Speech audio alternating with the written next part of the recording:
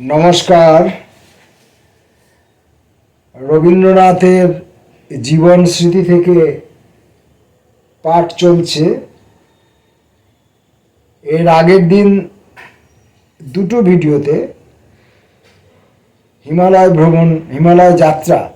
হিমালয় যাত্রাটি দুটি ভিডিওতে করেছিলাম, যেহেতু ওই পর্বটি বড় ছিল।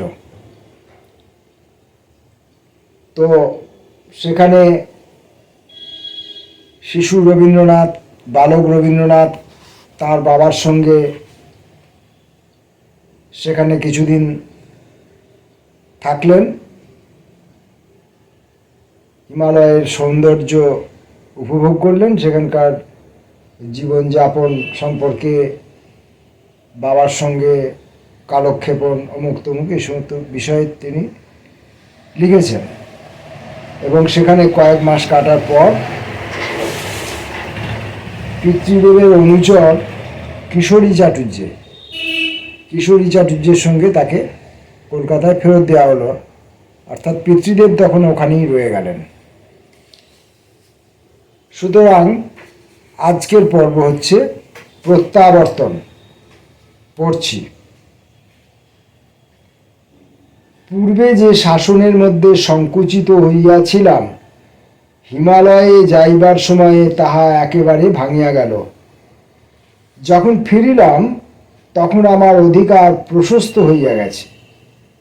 যে লোকটা চোখে চোখে থাকে সে আর চোখেই পড়ে না। দৃষ্টিক্ষেত্র হইতে একেবারে দূরে গিয়া ফিরিয়া আসিয়া তবেই এবার আমি বাড়ির লোকের চোখে পড়িলাম।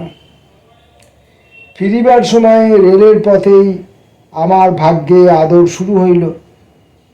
মাথায় এক জরির টুপি পরিয়া আমি একলা বালক ভ্রমণ করিতেছিলাম। সঙ্গে কেবল একজন ভৃত্য ছিল। স্বাস্থ্যের প্রাচুর্যে শরীর পরিপুষ্ট হইয়া উঠিয়াছিল। পথে যেখানে যত সাহেব মেম গাড়িতে উঠিত আমাকে নাড়াচাড়া না করিয়া ছাড়িত না। বাড়িতে যখন আসিলাম তখন কেবল যে প্রবাস হইতে ফিরিলাম তাহা নয়, এতকাল বাড়িতে থাকিয়াই যে নির্বাসনে ছিলাম সেই নির্বাসন হইতে বাড়ির ভিতরে আসিয়া পৌঁছিলাম। অন্তঃপুরের বাধা ঘুচিয়া গেল। চাকরদের ঘরে আর আমাকে কুলাইল না। মায়ের ঘরের সভায় খুব একটা বড় আসন দখল করিলাম। তখন আমাদের বাড়ির যিনি কনিষ্ঠ বধূ ছিলেন তাহার কাছ হইতে প্রচুর স্নেহ ও আদর পাইলাম। ছোটবেলায় মেয়েদের স্নেহ যত্ন মানুষ না যাচিয়াই পাইয়া থাকে। আলো বাতাসে তাহার যেমন দরকার, এই মেয়েদের আদরও তাহার পক্ষে তেমনই আবশ্যক। কিন্তু আলো বাতাস পাইতেছি বলিয়া কেহ বিশেষভাবে অনুভব করে না মেয়েদের যত্ন সম্বন্ধেও শিশুদের সেইরূপ কিছু না ভাবাটাই স্বাভাবিক। বরঞ্চ শিশুরা এই প্রকার যত্নের জাল হইতে কাটিয়া বাহির হইয়া পড়িবার জন্য ছটফট করে। কিন্তু যখনকার যেটি সহজ প্রাপ্য তখন সেটি না জুটিলে মানুষ কাঙাল হইয়া দাঁড়ায়। আমার সেই দশা ঘটিল। ছেলেবেলায় চাকরদের শাসনে বাহিরের ঘরে মানুষ হইতে হইতে হঠাৎ এক সময়ে মেয়েদের অপর্যাপ্ত স্নেহ পাইয়া সে জিনিসটাকে ভুলিয়া থাকিতে পারিতাম না। শিশু বয়সে অন্তঃপুর যখন আমাদের কাছে দূরে থাকিত তখন মনে মনে সেইখানেই আপনার কল্পলোক সৃজন করিয়াছিলাম। যে জায়গাটাকে ভাষায় বলিয়া থাকে অবরোধ, সেখানেই সকল বন্ধনের অবসান দেখিতাম। মনে করিতাম ওখানে স্কুল নাই, মাস্টার নাই, জোর করিয়া কেহ কাহাকেও কিছুতে প্রবৃত্ত করায় না। ওখানকার নির্ভীত অবকাশ অত্যন্ত রহস্যময়। ওখানে কারো কাছে সমস্ত দিনের সময়ের হিসাব নিকাশ করিতে হয় না। খেলাধুলা সমস্ত আপন ইচ্ছা মতো।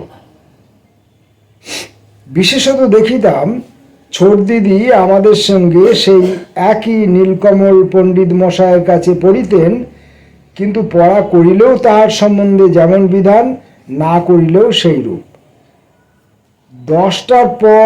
10টার সময় আমরা তাড়াতাড়ি খাইয়া স্কুল যাইবার জন্য ভালো মানুষের মতো প্রস্তুত হইতাম। তিনি বেণী দোলাইয়া দিব্য নিশ্চিন্ত মনে বাড়ির ভিতর দিকে চলিয়া যাইতেন, দেখিয়া মনটা বিকল হইত। তাহার পরে গলায় সোনার হারটি পরিয়া বাড়িতে যখন নববধূ আসিলেন, তখন অন্তঃপুরের রহস্য আরও ঘনীভূত হইয়া উঠিল। যিনি বাহির হইতে আসিয়াছেন, অথচ যিনি ঘরের, যাহাকে কিছুই জানি না, অথচ যিনি আপনার, তাহার সঙ্গে ভাব করিয়া লইতে ভারী ইচ্ছা করিত। কিন্তু কোনো সুযোগে কাছে গিয়া পৌঁছিতে পারিলে ছোট দিদি তাড়া দিয়া বলিতেন, এখানে তোমরা কি করতে এসেছ? যাও, বাইরে যাও। তখন একে নৈরাশ্য, তাহাতে অপমান, দুই মনে বড় বাজিত। তারপরে আবার তাহাদের আলমারিতে শাড়ির পাল্লার মধ্য দিয়া সাজানো দেখিতে পাইতাম। কাচের এবং চীনামাটির কত দুর্লভ সামগ্রী, তার কত রং এবং কত সজ্জা। আমরা কোনোদিন তাহা স্পর্শ করিবার যোগ্য ছিলাম না, কখনো তাহা চাহিতেও সাহস করিতাম না। কিন্তু এই সকল দুষ্প্রাপ্য সুন্দর জিনিসগুলি অন্তঃপুরের দুর্বলতাকে আরও কেমন রঙিন করিয়া তুলিত।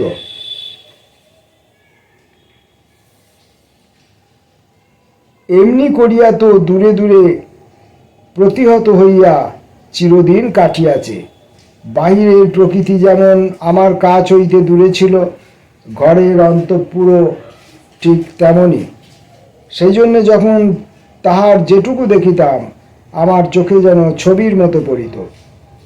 রাত্রি 9টার পর অবর মাস্টারের কাছে পড়া শেষ করিয়া বাড়ির ভিতরে শয়ন করিতে চলিয়াছি। খড়খড়ে দেওয়া লম্বা বারান্দাটাতে মিটমিটে লণ্ঠন জ্বলিতেছে। সেই বারান্দা পার হইয়া গোটা 4-5 অন্ধকার সিঁড়ির ধাপ নামিয়া একটি উঠান ঘেরা অন্তঃপুরের বারান্দায় আসিয়া প্রবেশ করিয়াছি। বারান্দার পশ্চিম ভাগে পূর্ব আকাশ হইতে বাঁকা হইয়া জ্যোৎস্নার আলো আসিয়া পড়িয়াছে। বারান্দার অপর অংশগুলি অন্ধকার। সেই একটুখানি জ্যোৎস্নায় বাড়ির দাসীরা পাশাপাশি পা মেলিয়া বসিয়া উরুর উপর প্রদীপের সলিতা পাকাইতেছে এবং মৃদুস্বরে আপনাদের দেশের কথা বলা বলি করিতেছে। এমন কত ছবি মনের মধ্যে একেবারে আঁকা হইয়া রহিয়াছে। তারপরে রাত্রে আহার সারিয়া বাহিরের বারান্দায় জল দিয়া পা ধুইয়া একটা মস্ত বিছানায় আমরা 3 জনে শুইয়া পড়িতাম। শঙ্করী কিংবা প্যারি কিংবা 3 করি আসিয়া শিয়রের কাছে বসিয়া তেপান্তর মাঠের উপর দিয়া রাজপুত্রের ভ্রমণের কথা বলিত। সে কাহিনী শেষ হইয়া গেলে শয্যাতল নীরব হইয়া যাইত। দেয়ালের দিকে মুখ ফিরাইয়া শুইয়া ক্ষীণালোকে দেখিতাম, দেয়ালের উপর হইতে মাঝে মাঝে চুনকাম খসিয়া গিয়া কালোয় সাদায় নানা প্রকারের রেখাপথ হইয়াছে। সেই রেখাগুলি হইতে আমি মনে মনে বহুবিধ অদ্ভুত ছবি উদ্ভাবন করিতে করিতে ঘুমাইয়া পড়িতাম। তারপরে অর্ধরাত্রে কোনোদিন আধ ঘুমে শুনিতে পাইতাম অতি বৃদ্ধ স্বরূপ সর্দার উচ্চৈঃস্বরে হাঁক দিতে দিতে এক বারান্দা হতে আর এক বারান্দায় চলিয়া যাইতেছে।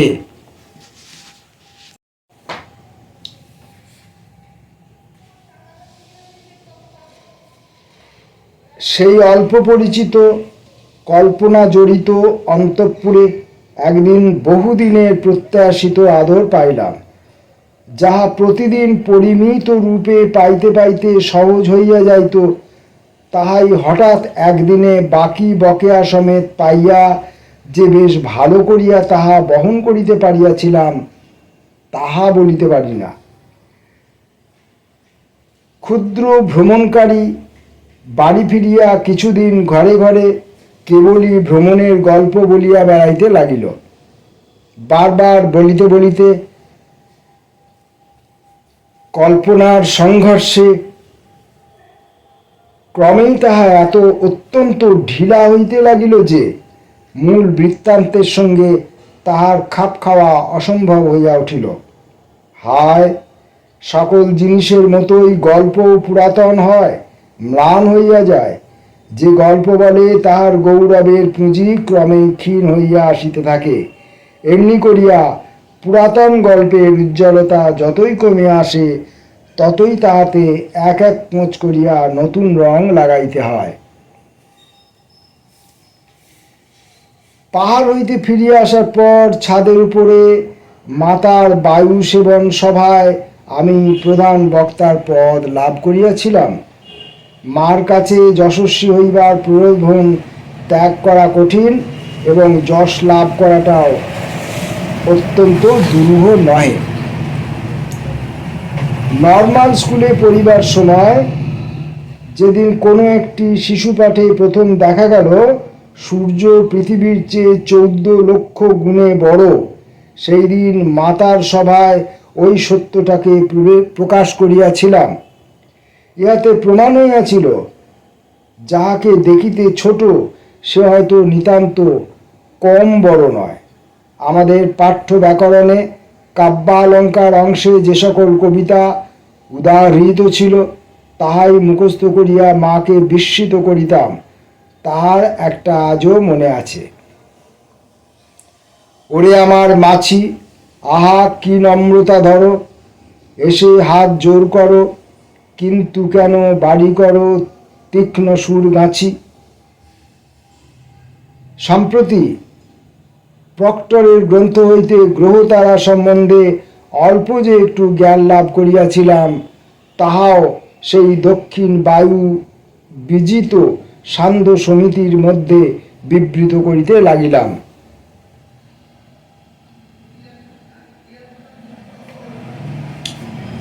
আমার পিতার অনুচর কিশোরী চাটুর্যে এককালে পাঁচালীর দলের গায়ক ছিল।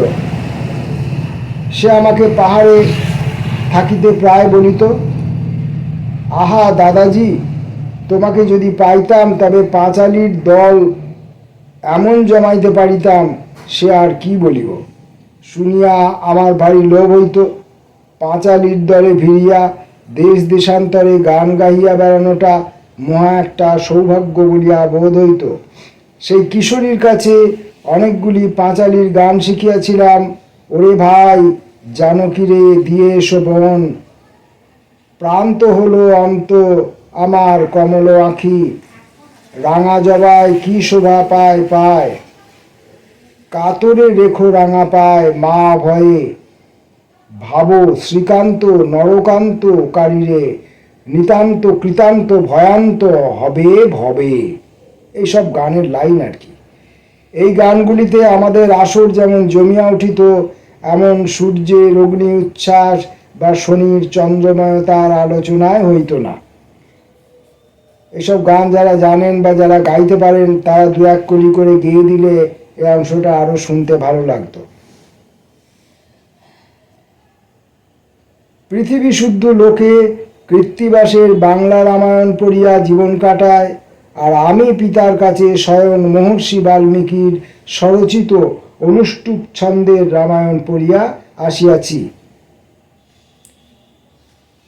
এই খবরটাতে মাকে সকলের চেয়ে বেশি বিচলিত করিতে পারিয়াছিলাম।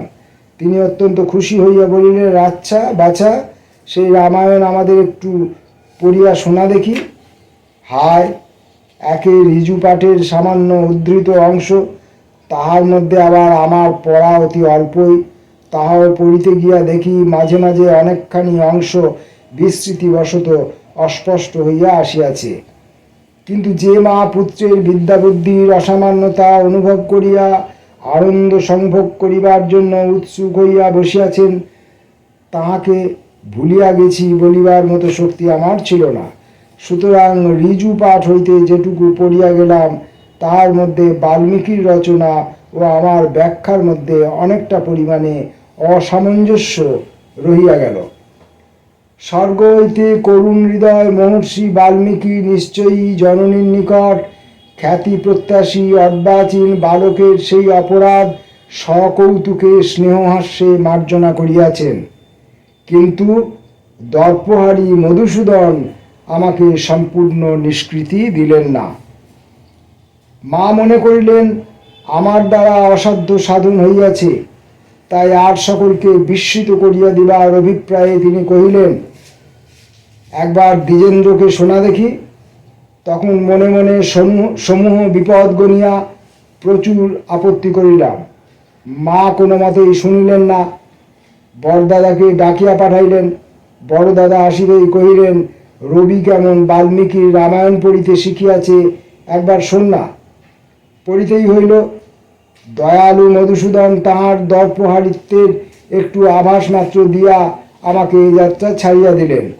বড়দাদা বোধহয় কোনো একটা রচনায় নিযুক্ত ছিলেন, বাংলা ব্যাখ্যা শুনিবার জন্য তিনি কোনো আগ্রহ প্রকাশ করিলেন না। গুটি কয়েক শ্লোক শুনিয়াই বেশ হইয়াছে বলিয়া তিনি চলিয়া গেলেন। ইহার পর স্কুলে যাওয়া আমার পক্ষে পূর্বের চেয়ে আরও অনেক কঠিন হইয়া উঠিল। নানা ছল করিয়া বেঙ্গল একাডেমি হইতে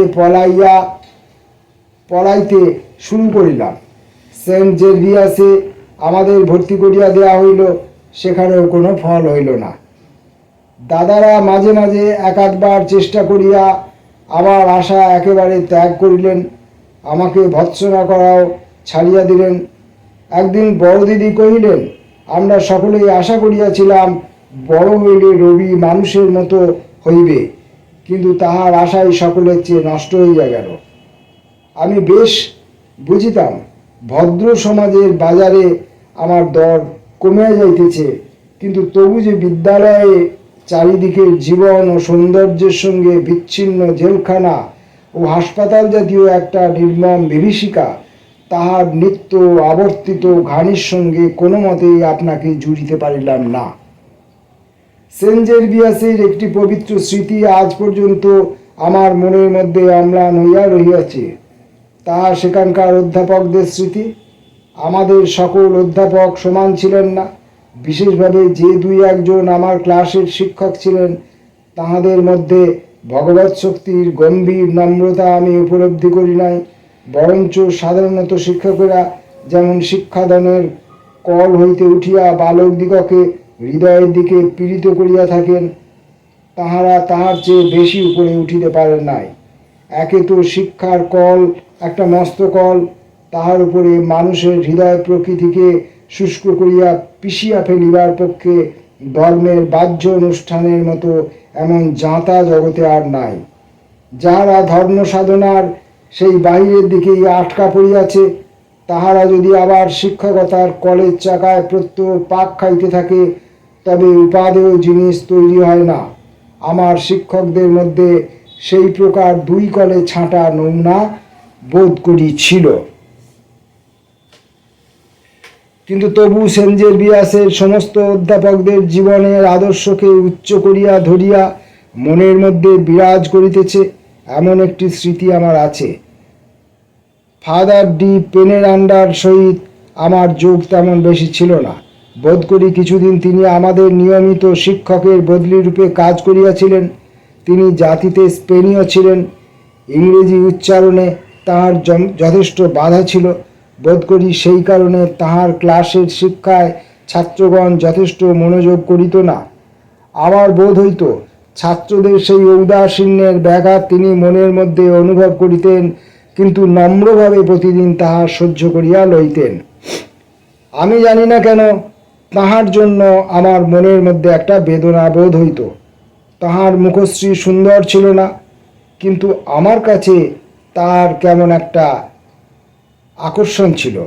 তাহাকে দেখিলেই মনে হইত তিনি সর্বদাই আপনার মধ্যে যেন একটি দেবোপাসনা বহন করিতেছেন।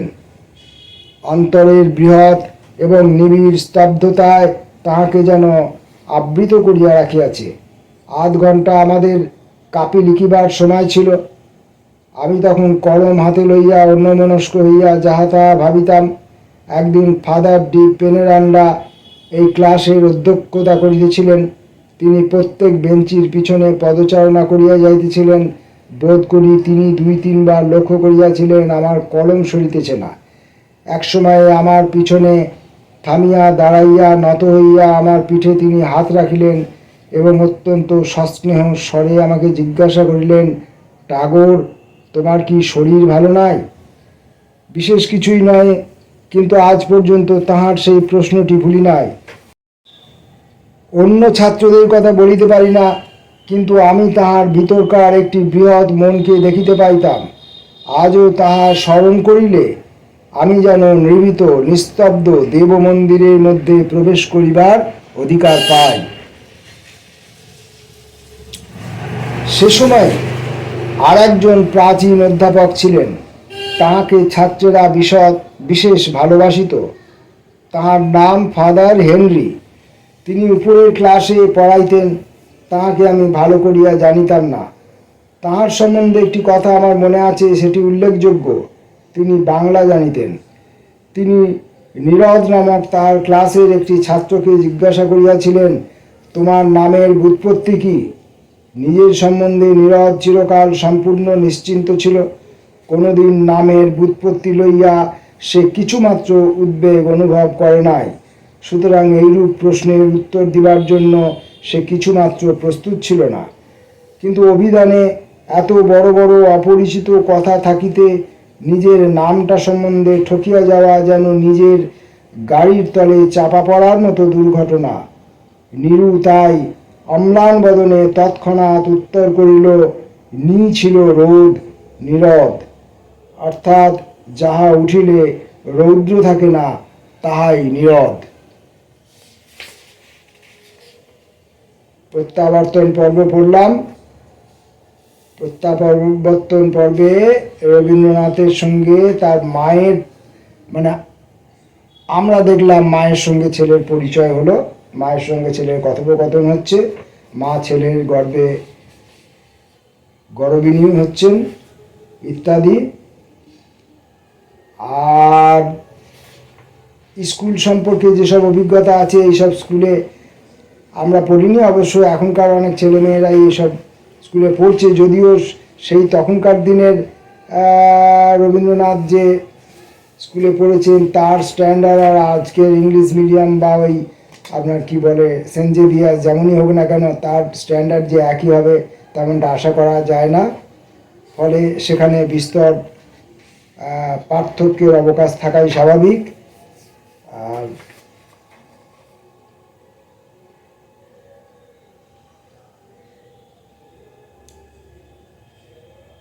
আর কি গল্প বলতে বলতে কাহিনী পূরণ হয়ে যাচ্ছিল, এগুলো সবই ঠিকই আছে। এর মধ্যে আমাদের তেমন কিছু মিল টিল আমরা পাই না।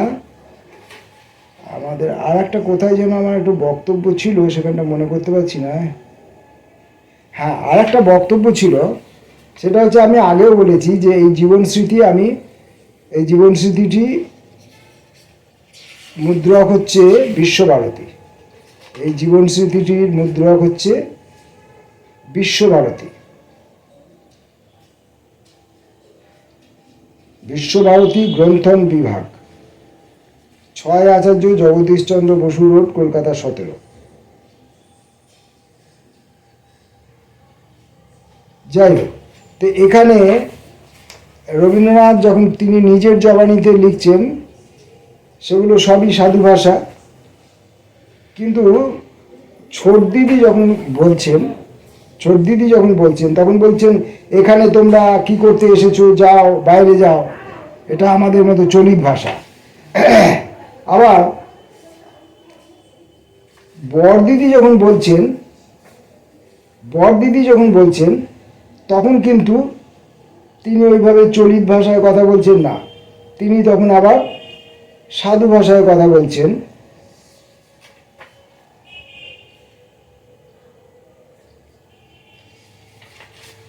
এটা এই যে বলছেন, একদিন বড়দিদি কহিলেন, আমরা সকলে আশা করিয়াছিলাম বড় হইলে রবি মানুষের মতো হইবে, কিন্তু তাহার আশায় সকলের চেয়ে নষ্ট হইয়া গেল। এটার পার্থক্য আমার চোখে পড়ল। আর একই বাক্যের মধ্যে তাহার এবং তাহার একই জন সম্পর্কে উদ্দেশ্য করে বলা, এটা নিশ্চয়ই প্রিন্টিং মিস্টেক, ছাপার ভুল। আর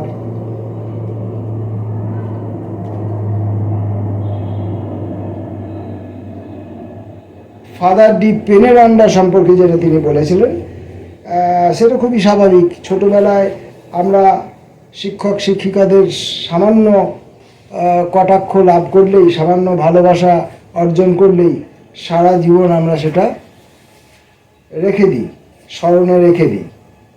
তো এই পড়লাম রবীন্দ্রনাথের হিমালয়ের থেকে প্রত্যাবর্তনের পরের অংশটুকু। আজকে পড়া শেষ হলো। পরের দিন আমরা যেটি পড়ব সেটি হবে ঘরের পড়া। আজকের মতো জীবন স্মৃতি এখানেই শেষ করছি। নমস্কার।